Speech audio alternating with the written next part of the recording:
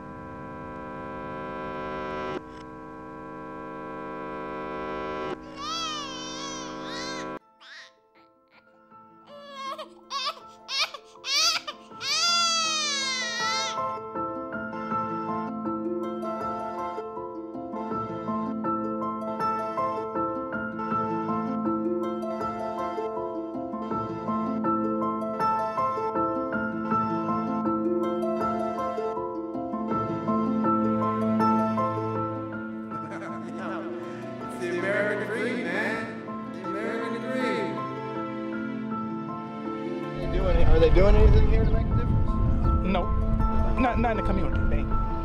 Because they caught up in self. In Atlanta, we need more basketball courts, more things for us to do, so we won't be in game-related things like football field, parks and stuff, so we can ride our bikes and like have things for us to just have fun out here. What do you do now for fun? Nothing. I want to go somewhere like beyond Lambert and Mars because it ain't nothing to do down here. Like you can barely get a job or anything down here.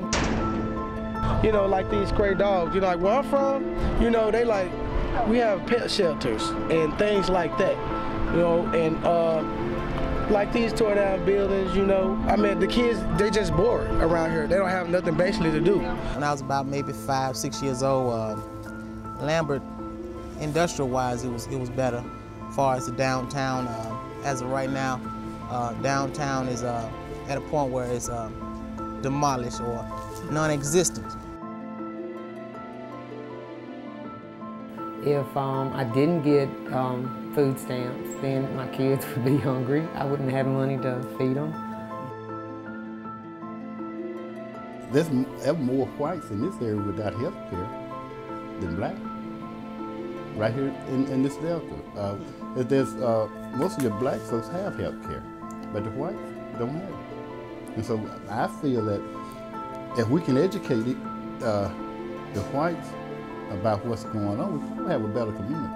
Because, you know, I don't know whether it's, well, I guess you could call it racism.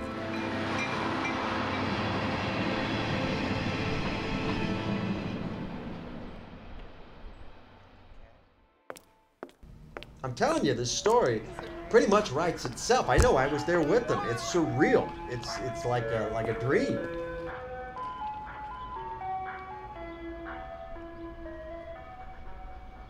I don't think most Americans could imagine a place like this existing, and especially not in the richest nation on earth.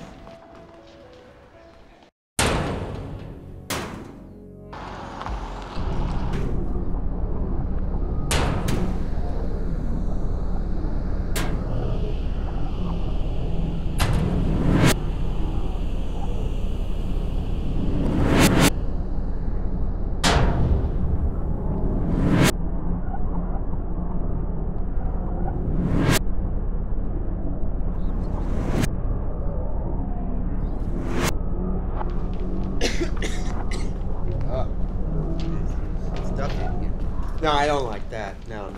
Look, if people want to read the story, they're going to buy the book.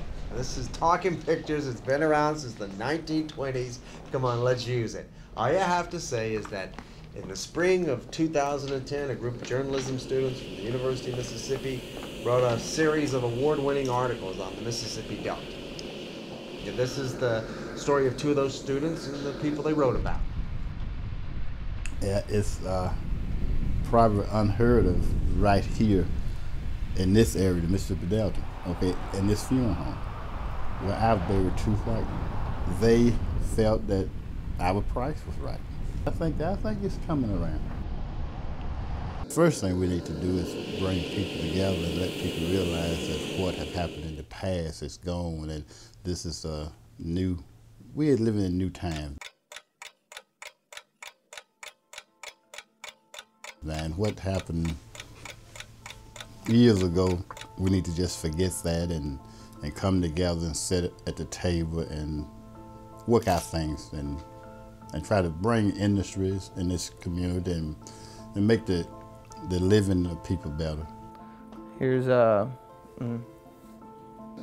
Killebrew.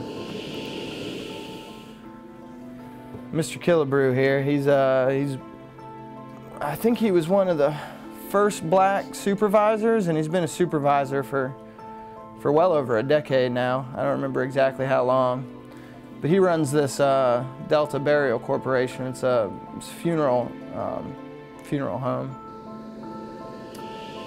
What I found most significant about, or most interesting about Mr. Killebrew, he's real well respected in both the black and the white community. He works a lot with Butch Sipper, the Chancery clerk, and they're really working hard to turn things around in Quitman County. After my first term, I guess people felt that, hey, this guy is all right. He's not out here just to help the blacks, he's not out here just to help the white, he's here to help the people. And that's the way that's the way I worked. I tell you what, the year I got elected, it was 2 other young white guys. 3 of us went in together. And I guess they was educated. One went to Mississippi, one graduated from Delta State, one from Mississippi State, Mac Young and Nard Fowler. We taken off together, the 3 new guys. And we worked together to change things. What do you want to be when you grow up? You said a football player. Oh, you did say football player. All right. Football player or a basketball player. You gonna try to go to college? Yes. Yeah? I'm gonna be a dentist. You gonna be a dentist? That's right, that's all right. Yeah, these kids were great.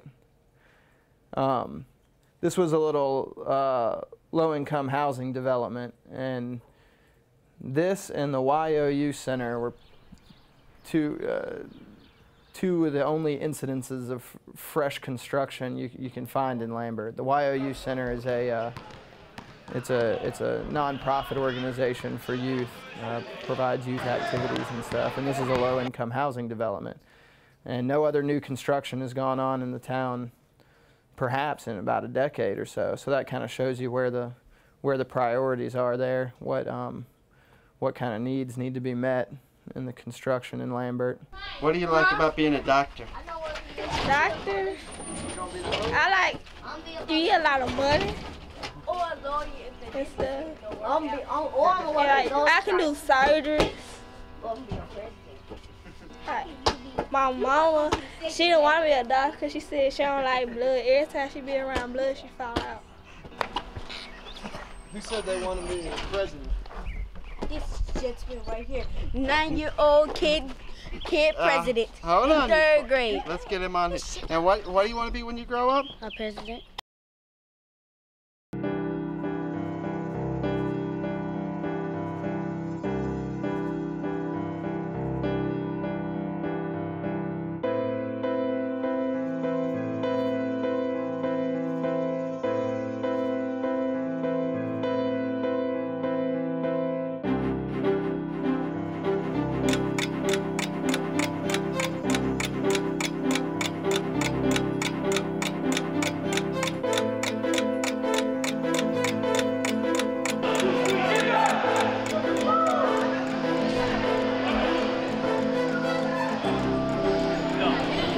Let's go down. Let's go down. We ain't getting dance. We ain't getting dance later. Let's go down.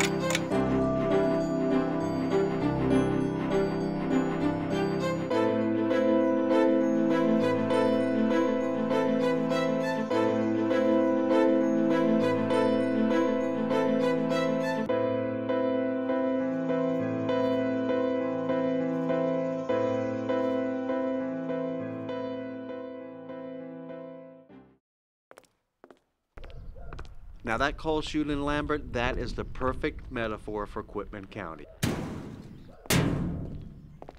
It's rusted, it's abandoned. It's even almost in the perfect shape of Quitman County. And the trains don't stop here anymore. And in many ways, it's just like life. You know, it's just passed them by.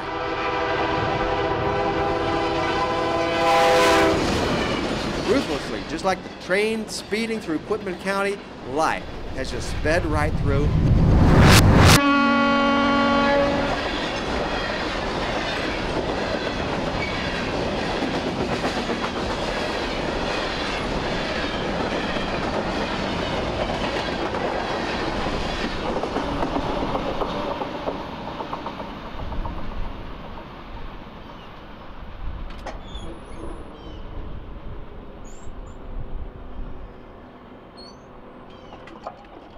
20 years ago, there was more activity. Was that correct? Well, economic-wise, it was more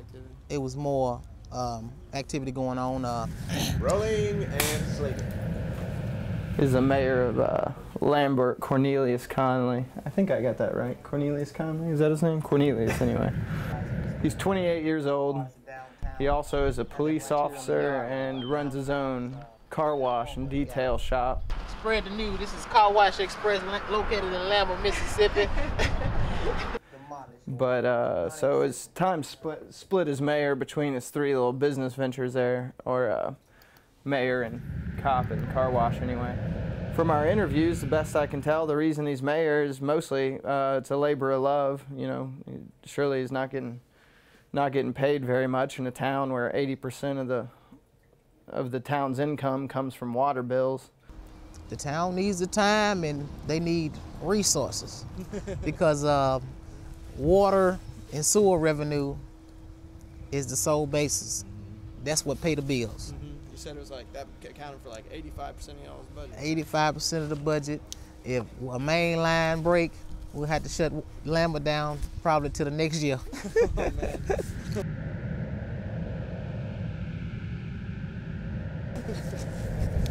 Oh yeah, but other than that, you know, we apply for certain grants through North Delta, planning and development. Other than that, water and sewer. All we need is a chance. That's all we need. That's all we need is a chance.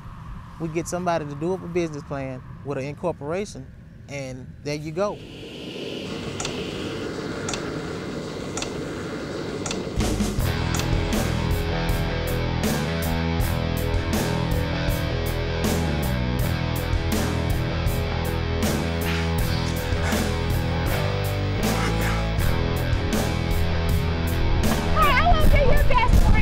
I don't have no friends down here. Don't nobody want to come down here because there's nothing down here.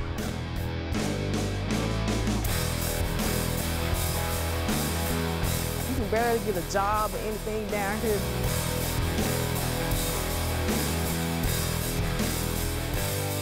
It's who you know. You know, you gotta go so far, like 37 miles and, you know, 50 miles just to find a job somewhere. Yeah.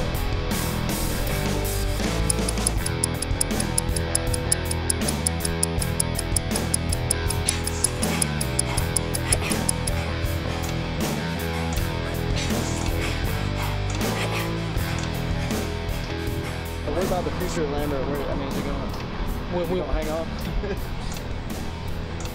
No, it's all God got a time. You know what I'm saying? This system. You know what I'm saying?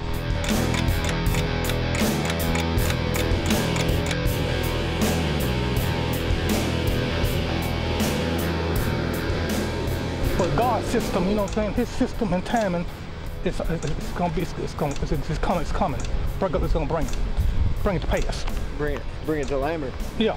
All right. It's gonna bring it to Lambert, but it's gonna bring these things to pass for it. Right. All these things must come to pass for it.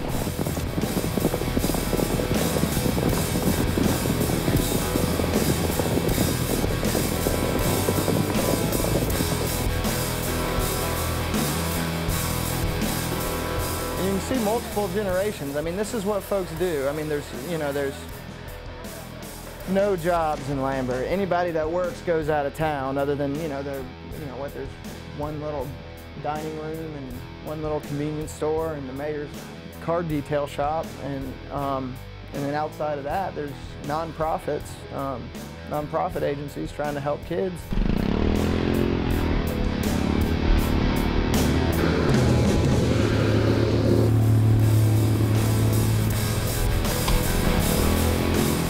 But without anything to do, without any job opportunities, this is pretty much the town pastime. They hang out on a pretty day. They hang out outside. They hang out on the street. They talk. They socialize. They might get into trouble here and there, but they're just spending their day as stray people and stray dogs.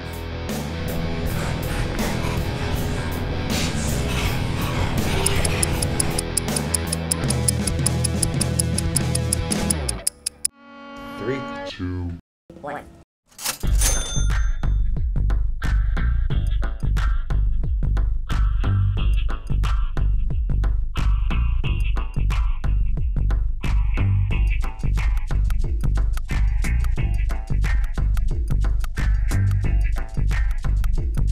I believe what happened to us was this was a farming community, and all we done was raise the crops and exported them out of here.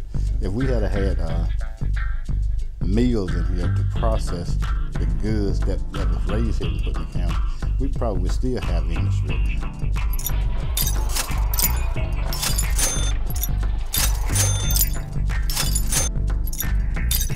The government assistance makes it harder for people who are minimum wage. If you make over that, then they don't allow you in the program, but I think that's wrong. I think the ones that are working, that need that help, a little extra help, I think they should give it to them, and the ones that don't want to work and don't want to get off their butts, those are the ones that they need to be checking into. The system is really wrong.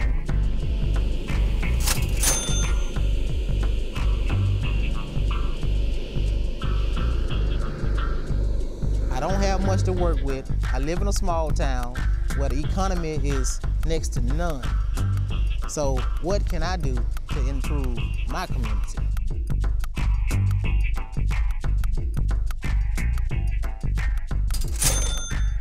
You get a good job, you get a pay, you're okay. In the past we had sewing, manufacturing, farming. We had some welding, insurance companies, retail stores, sales clerks, food stick factory, but that's just left.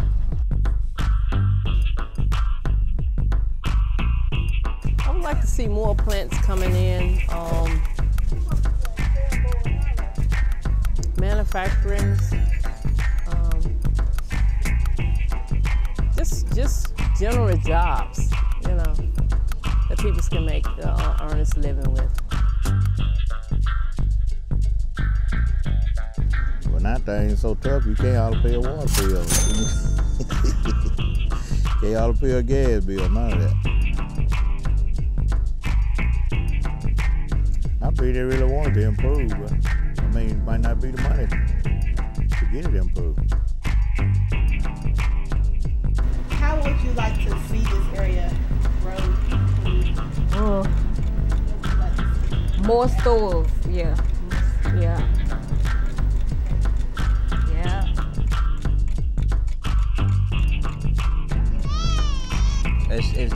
It's really bad to say, but it's dead. It's gone, and I don't see no hope for it. Sledge and the county as a whole, there's no hope. Why does anyone do anything? I needed a job, and I was around. I had just come from the north, and I had left my husband, and I was walking around trying to find me some work to do, and I never found any work that would pay. This is Bertha. She was part of the mule train organization. She kept notes. She was a secretary for the mule train, essentially. She was out of work looking for a job, and she said she couldn't find any paid work, but she went ahead and took this work as the secretary for the mule train. That's when one of our wagons, something broke on it and run off the road. What's a mule train? That's exactly what it sounds like. It was a cart pulled by mules that went to the deep south back in April of 1968. It picked up people and took them to the Poor People's March in Washington. This is the road book where I had to keep up with everybody that got on the mule train and where they got on it. So when they got ready to go back home, I had to make sure they got a bus ticket and went where they wanted to go. That's what the man told me. He said, send everybody home and let them go where they want to go. So this is a book that got all of the staff, the children, and the adults that was on the mule train. I had to put their names down when we were going, and as they came and left, as they left the train, the mule train, I had to cross their name out. And I just kept up with them. It was about 75 of us, looked like, on the train with all the children. So she's in her 80s now and living in Marks. Her kids are still around. I think there was two at her house this day, and they're both grown adults. And the kids said that they had a blast on the mule train. I think that's, I don't know. There I am there in the rally here. You can't hardly see me. Civil rights workers were told not to go back to the high school, and they did that morning. They went back and told them that they think they were getting ready to end the rally to try to get people to get on the mule train, because a lot of them didn't want to get on the mule train and didn't want to go to the rally in Washington, D.C. And while they were trying, the principal called the sheriff. And after the sheriff heard the news, he come on down there and arrested them. That's when they came across and attacked the workers, the civil rights workers. And the children just scattered. You know, they scattered all over the place because they was swinging rifles and billy clubs. And then one lady's face got all messed up. She got hit with the butt of a rifle. And she was one of the teachers. And messed her face up. And the other policemen and highway patrolmen and anybody that was involved in law enforcement, they run out. They start running after the children. I don't know what they was gonna do with them, but they shooting over their heads. Firing real bullets. That much I got a chance to see. After that, the people around here were so angry and everything that the police would attack the children. So they said, yeah, I'm going.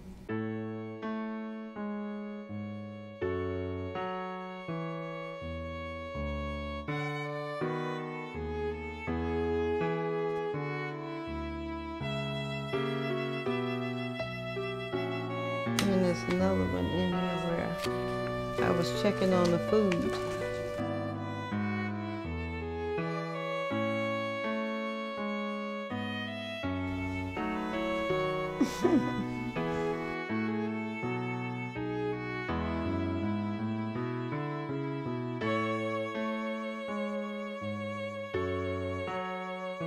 Way.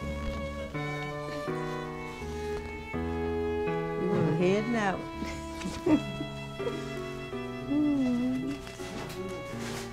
She brought her several children as well, and they rode in a mule cart all the way from Marks, Mississippi to Washington, D.C. Actually, no, they didn't.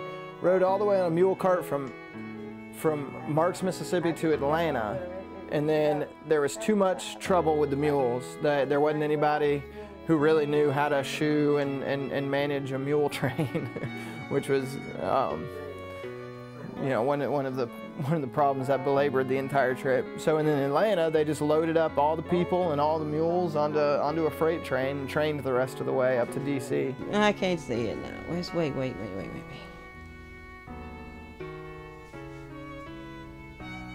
Resurrection City. That's what it was called. With the shanties they built on them with you know, hammers and nails and boards. They put them together for everybody to stay in. So by the time we got there, then our time was but 2 more days, and then, you know, they was gonna run everybody out of there, which they did do. They just had some bulldogs coming in and push them little shanties down.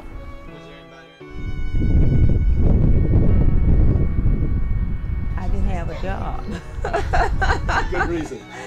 And I was wanting a job, so I just, you know, went on the mule train, because I said, well, it's a good start maybe to help me get a job or help them, you know, get the attention that we needed that help down here.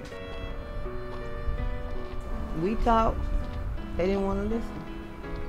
That changed after the mule train? They started listening? Yeah, it changed after we come back from the mule train. I could go over there and tell them I wanted to get on the welfare, put me on the welfare. I had 6 children, I was eligible for it, I didn't have a job. So they said, well, whatever you want, just let us know.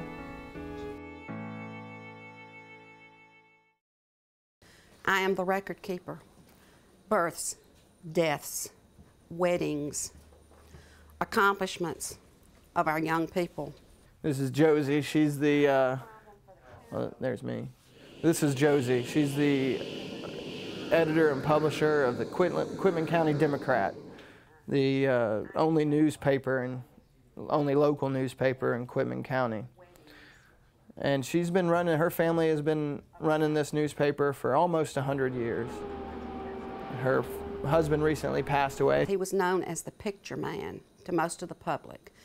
Even though I grew up here and I've lived here all of my life except for 11 years, he knew far more Quitman Countyans than I, because he was out. They would call him, he covered all sorts of things. And there are some people who just love to have their pictures in the paper. So she's taken on full operations. She has a paid staff of 1, being herself, and she has 2 ladies that she calls her Steel Magnolias that come in and volunteer to help put the newspaper together. There just is no one who wants to take on a weekly newspaper in a poor county. I'll have to say this, we've never had an advertising salesman. Okay, 25. 25, yep, And that's you got it. the right change. Thank you Yep. so much. Bye-bye. All right, thanks. I do believe it could be made more profitable than it is now. The good thing I've got going for me is I have enough money to live on. I have taken not 1 cent out of this paper since my husband died. As long as it can pay its bills and I'm healthy, I will continue doing it for more than one reason. I care about the community, but I have grown to love the work. I just cannot stand the thought of this county losing its newspaper. Another interesting thing about the Quitman County Democrat is its history, or its lack thereof, with during the mule train. When we came here, we came here the end of 1972. Marks was a hotbed of the civil rights movement. The mule train began here. I wasn't here. I was in South Carolina having a blast. All of a sudden I was in a state that had not only mountains but had the beach. I was largely indifferent at that time to the civil rights movement. My poor mother was here. She was terrified. What was the Democrats' role in the civil rights history? None. My mother ignored it. Her mother and father, who running the paper at the time were just afraid. They didn't understand it. They didn't know if it was a good thing or if it was a bad thing. They didn't know how to handle it. So they just chose to ignore it. Consequently, or perhaps coincidentally, the local library also doesn't have a single book or a single printed page on the mule train that you can check out there. Have you been to Lambert? Have you been to Sledge? Have you been to Crowder? Those were thriving communities when I was a child. People are dying and there's nothing to bring young people in. I go to the grocery store and I feel a mixture of despair and so much pity. Sometimes it just overwhelms me.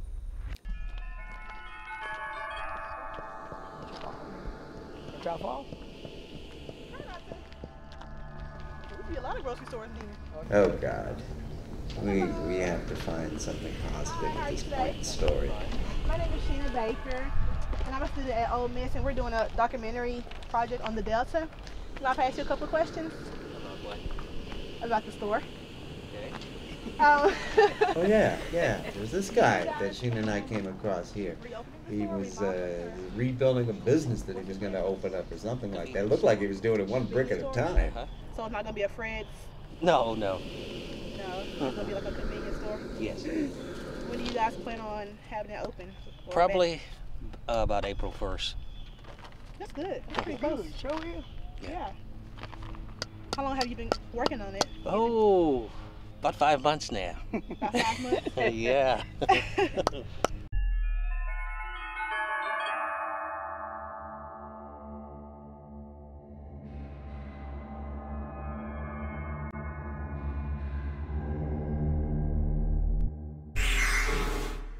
What do you think about Sledge? Sledge has possibilities. It has possibilities? Yes. Tremendous possibilities. Has potential? Yes. You used to move away, then you came back? Yeah, I was born and raised here. I left in 91, came back in 2002. Yeah. What you moved away for? Like it is now, nothing here. Better chance of life. People work out of town? No, I would imagine so, yeah. Yeah. Not many jobs around here. They're gonna think I'm the only person in town.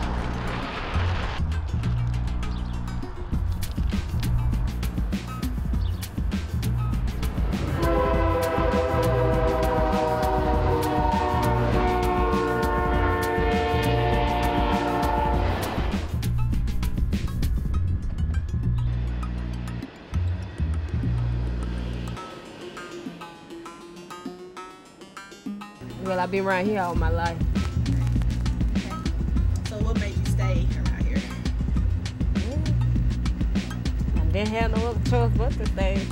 Well, I left my mom when I was 18, so got out on my own when I was 18. Well, 17 really. And I've been out. Well, I moved to Atlanta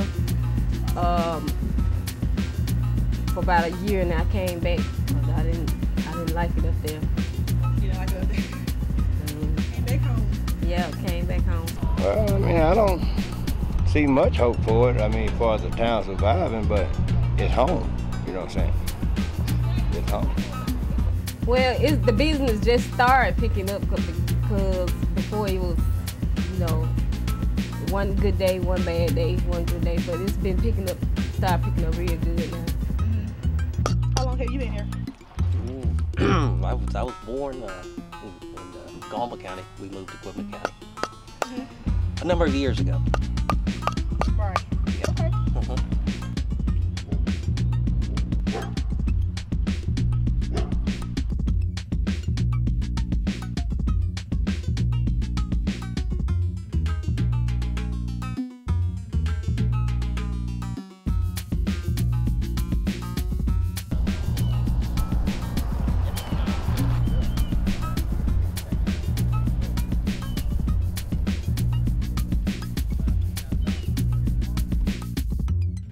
Anyone know what Sledge is famous for? It's the birthplace of Charlie Pride.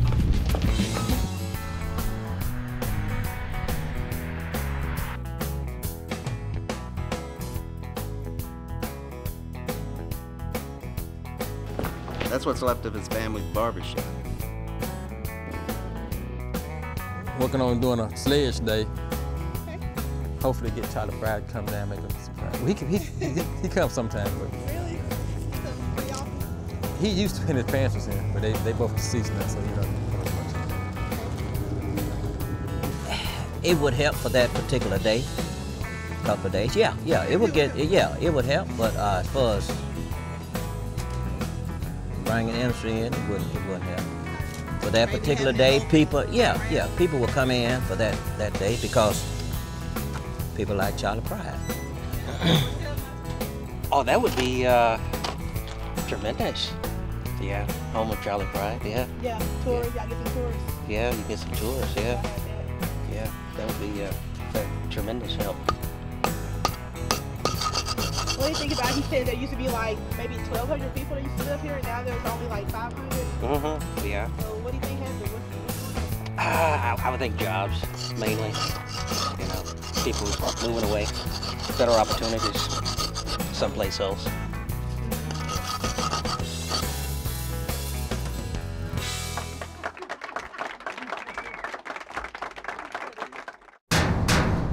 How long have you been in this area? In Sled, well, I've been around here. It's been a while. What's the difference? Like, you know, there are a lot of jobs left, you know, so what's the difference, like, back then and, like, today? Oh, a whole lot, because there's not no jobs around through here, because most of the plants closing down. God, if we don't do better, we are done. Let me get too long. You know, it's bottom line, you know. And our younger group has to do better, as well as the older. You know, now the young group is the future. And they're gonna have to take steps. They really are. And I'm still praying. What are most of the people just doing around here? Walking the streets. Nothing, walking the street. Walking the streets. Half of them young boys, you know, not trying to look for no job. There ain't no job here in Sledge. You used to work here in Sledge? I've been here all my life. Sure. I used to work on a farm here, though. No more farming. No chemical took over the farming industry, and so that's for people to do. They're moving out. So the farm you used to work on, when did it stop operating? I've been so long, let's see. About 73 or 74, something like that. Sure, 73 or 74, maybe. A lot of people working that farm? About 20 something. Except for this store will close down. And it's just gonna dry up. People would have to go to Sanatobi or Bates for the shop. Is that why you stayed here? Because it's your home? Yeah. My home, and I have a little property over there on the river. And I'm too old to leave now. What made me stay here? My people were here. Everybody, all my people left Sledge but me. I'm the only one still here. What do you think you guys need to help and improve?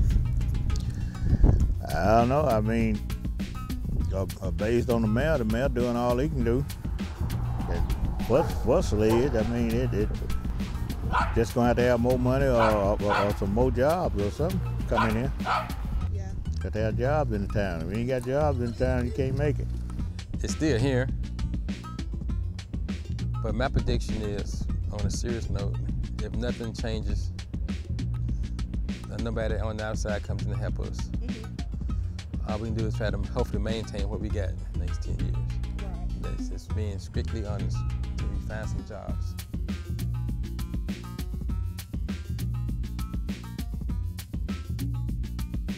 I was asking him, where does he see the town 10 or 20 years from now? Oh, it's going to be fantastic. Yeah, you're gonna have a library. You're gonna have a civic center. You're gonna have a new city hall, health center.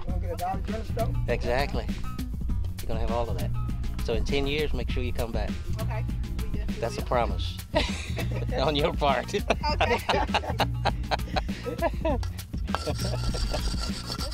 Yeah.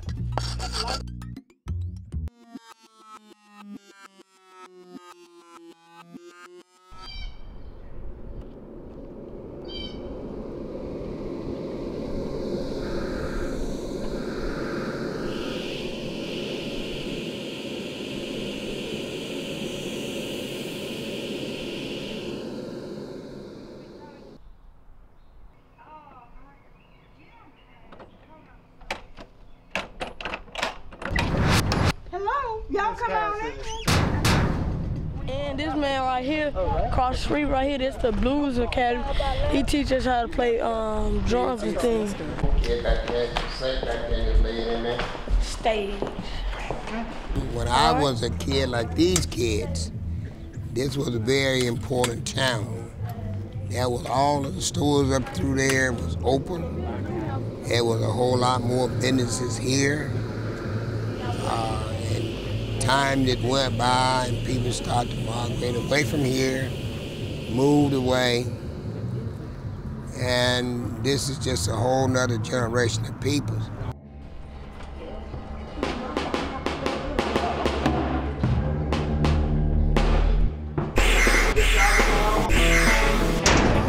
Well, if I was a catfish swimming in the deep blue sea. They don't know what they really should be doing to be able to take care of themselves in the future and do some of the stuff that maybe you're doing, and they don't understand it right now. So it has to be taught. And that's what I'm hoping I can get across to them, that some of them can be taught. Oh, well, well. Oh, well, well. Oh, well, well. And what he's doing right now in this shot is he's showing the kids how to whittle drumsticks. Their drumsticks broke, and the nearest place to get them is a half hour away, and neither he nor any of the kids has a car to drive that distance. Put your foot on that.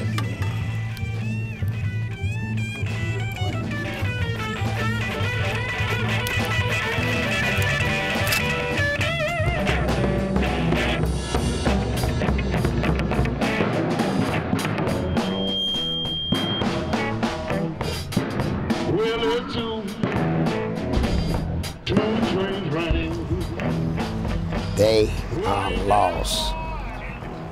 But maybe if I could get 3 or 4 kids to do a professional job, would change the whole concept of the town. It goes well beyond music. In the half hour we spent with these guys, an hour we spent with these guys, he yelled at them more than once to pull their pants up, yelled at them about common courtesy, about saying please and thank you. He was, he's trying to teach them how to live right. And the kids that had been brought up underneath that training, you would recognize them if they walked up here right now. You'd recognize them without even saying a word. Because they'd walk up here knowing that this is the blues and the training, so they wouldn't even come up here unless they was properly dressed and then know how to act once they walked up.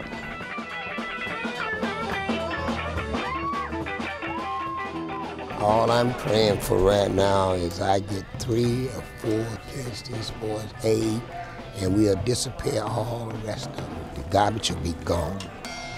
People don't think it so, but I know so. Let them play. Let them come up here with a suit and a tie on and stuff every day, and don't let the influence of the outside slow them down. The key to life is if you continue to do something, even though the other people laugh and gig and make all kind of funny marks, but once they got a pocket full of money, $100, $150 every day, oh, that makes a difference. Sure it does. sort of a vigilante, a outreach vigilante of sorts. What we have to do, you've got to go to a younger generation. Then it has to be taught that they can bring this thing back alive, as I might say, and do a lot of good things, but it's not just a year or so down the road. It may be 5 or 6 years.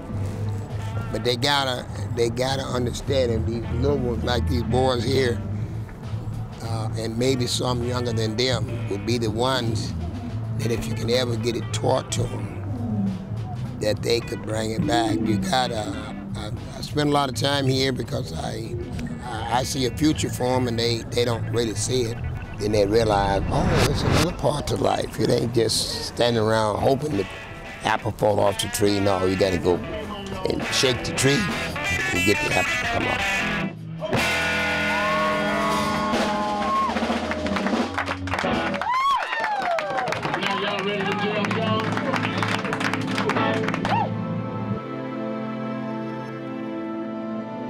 I mean, what are you gonna be when you grow up? You're not telling me. Doctor. Yeah? What do you want to be when you grow up? A nurse.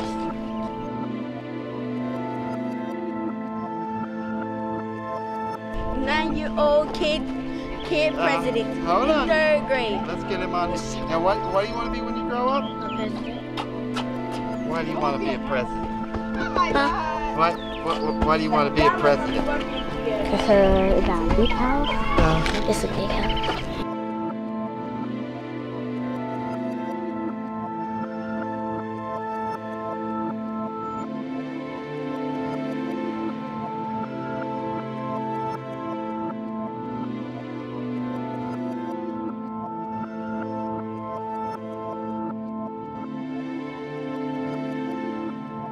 All I'm praying for right now is I get 3 or 4 kids, this boy's 8, and we'll disappear all the rest of them. The garbage will be gone.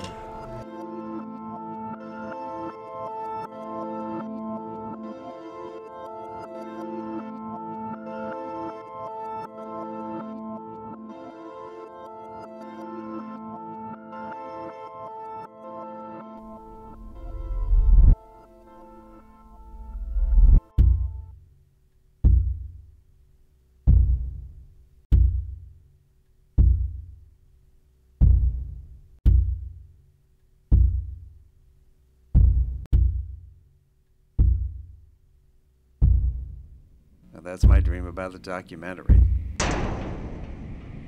What do you think? What do you think?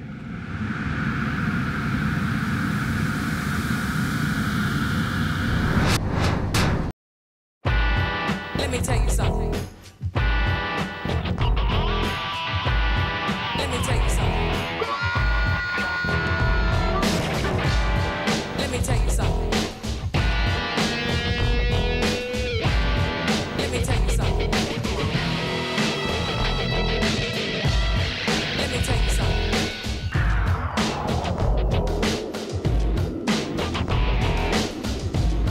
Let me tell you something. Let me tell you